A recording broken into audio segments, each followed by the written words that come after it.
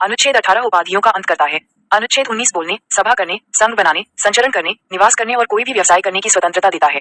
अनुच्छेद 20 अपराधों के लिए दोषसिद्धि के संबंध में संरक्षण प्रदान करता है। अनुच्छेद 21 जीवन और व्यक्तिगत स्वतंत्रता के संरक्षण का अधिकार देता है।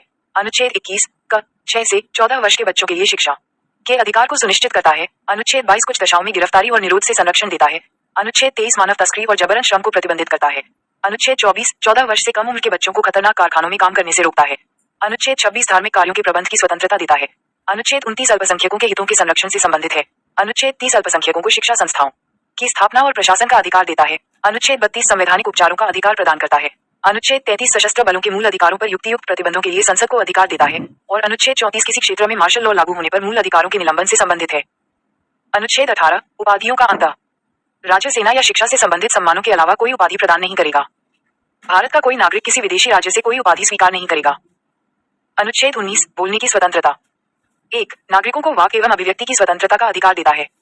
2 शांतिपूर्ण सभा करने, संघ बनाने, पूरे भारत में घूमने और निवास करने की स्वतंत्रता देता है। और 3 कोई भी पेशा, व्यवसाय या व्यापार करने का अधिकार प्रदान करता है। अनुच्छेद 20 अपराधों के लिए दोष सिद्धि के संबंध में संरक्षण।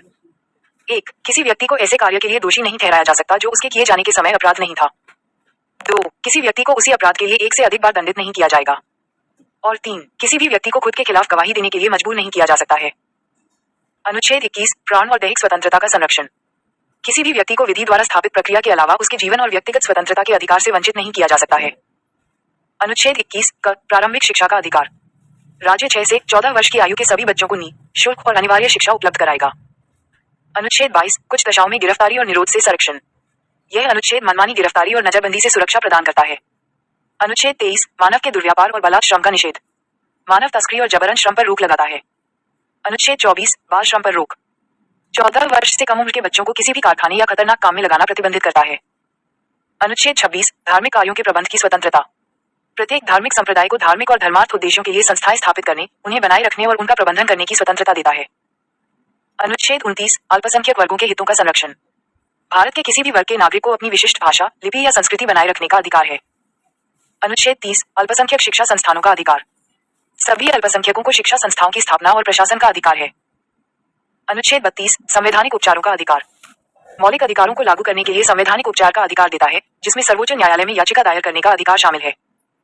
अनुच्छेद 33 सशस्त्र बलों के मूल अधिकारों पर प्रतिबंध। संसद को सशस्त्र बलों, पुलिस बलों आदि के सदस्यों के मूल अधिकारों पर युक्तियुक्त प्रतिबंध लगाने का अधिकार देता है।